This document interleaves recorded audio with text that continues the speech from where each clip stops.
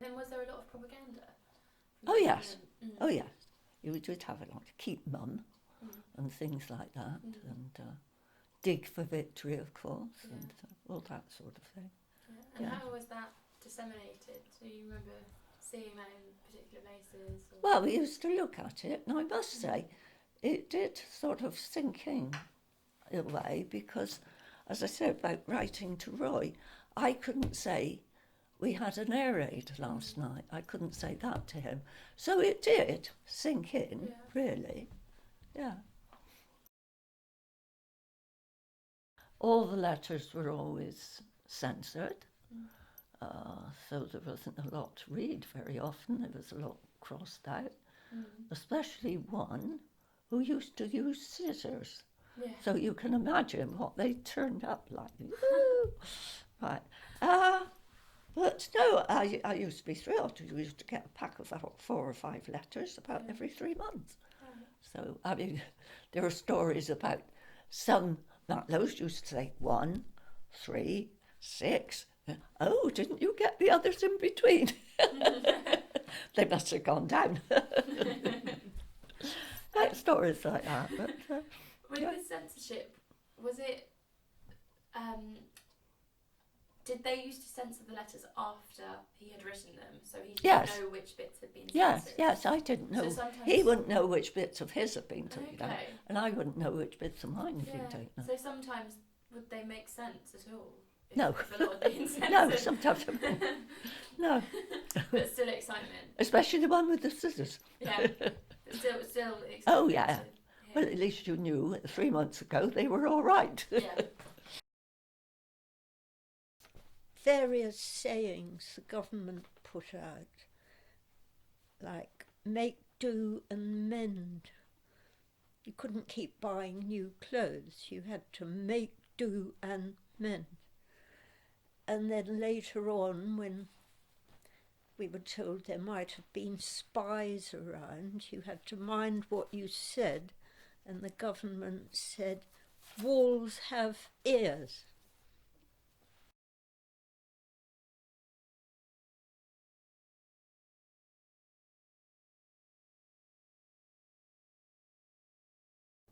I think my brother got his first pair of long trousers when he was about 12 or 13. And then when I was 12 or 13, I got my brother's long trousers, which had a patch on the knee. And when I first got a pair of trousers that didn't have a patch on it, I thought to myself, well, where's the patch? Why haven't I got a patch on it? Because it had become the norm. But nowadays, if you sent a child to school who patched clothes, the other children would probably be unkind to them.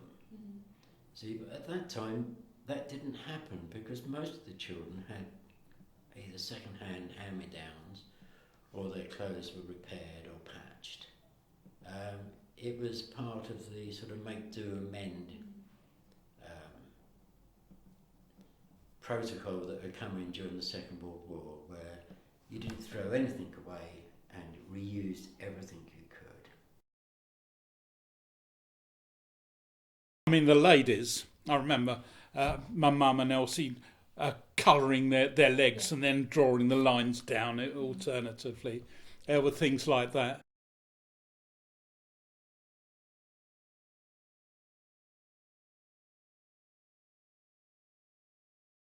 Wimbledon High School? Yes. Yes. Well, I was there until I took my matric, and I was in the sixth form, lower sixth. But that was in 1942, and the war was not going too well at that time. And I was member of the Junior Air Corps, and we used to have meetings. We had a uniform. Bridget and I both went there, and went to weekly meetings on bicycles, and we did, Morse code and stuff like that. Okay. And we did marching. Yeah.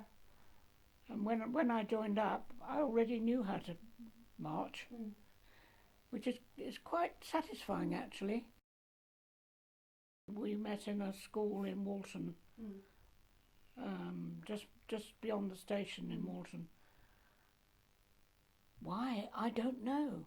I think it was something that probably, you know, maybe that Lucy and Bridget Chetwynd statement. I had no idea, but anyway, we did. We cycled there. Yeah. But we didn't. You know, we weren't. We were learning things about aircraft recognition. We did some Morse code. We marched. Yeah. We did some drill. And would you say you had a generally happy time there? Was that was it like an after school thing or? Oh weekends? yes, it was. I think it was probably really I can't remember the day. Probably a Friday evening.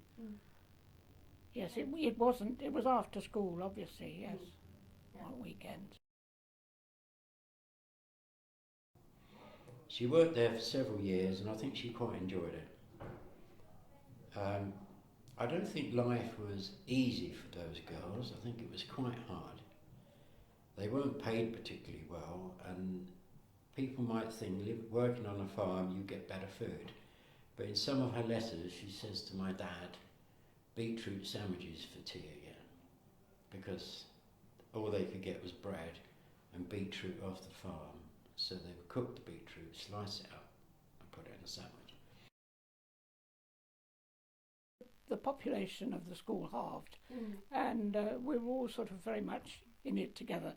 And the senior girls, we used to fire watch. We used to stay the night in a camp on a camp bed and fire watch. Yeah. At 16, fire watching And up on the roof. Were there any teachers with them that would stay? And the yes, we were all, and the school was bombed. I mean, not purposely bombed. It was bombed with a stick of bombs, you know. And we stayed and helped clear up, and but camaraderie was great, you know.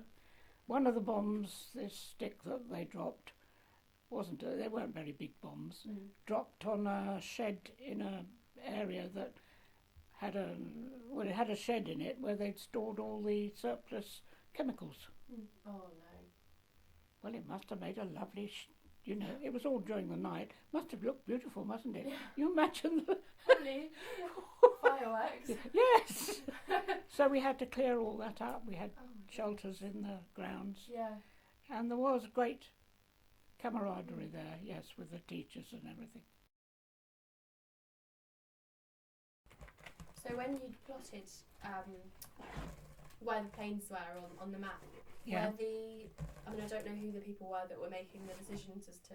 They were controllers. Were they in the room with you and looking Well, at this as you at were? Uxbridge, they're the chief controllers, in touch with all the airfields, Hornchurch, Biggin Hill, etc. All those, and then the controllers of those airfields, operations rooms would send.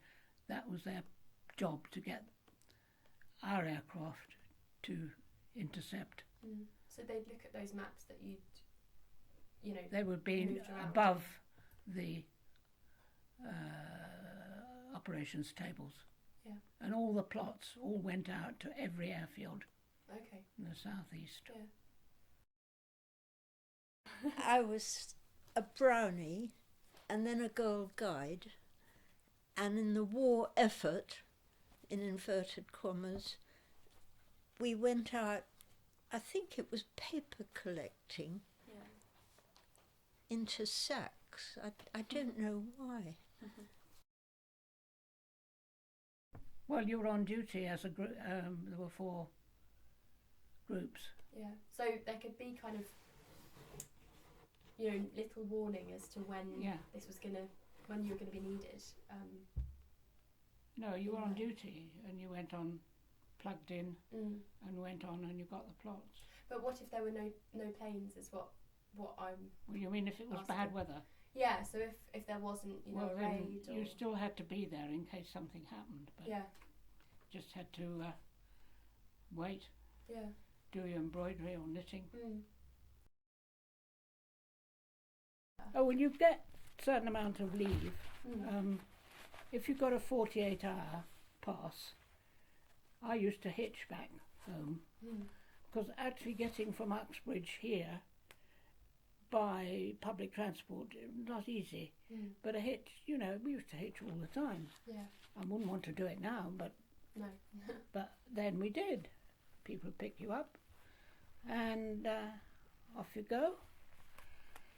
But a 48-hour pass, and you get a ration card. But if I managed to get home just for a weekend, and that was possible, I would. We didn't get a ration card for that.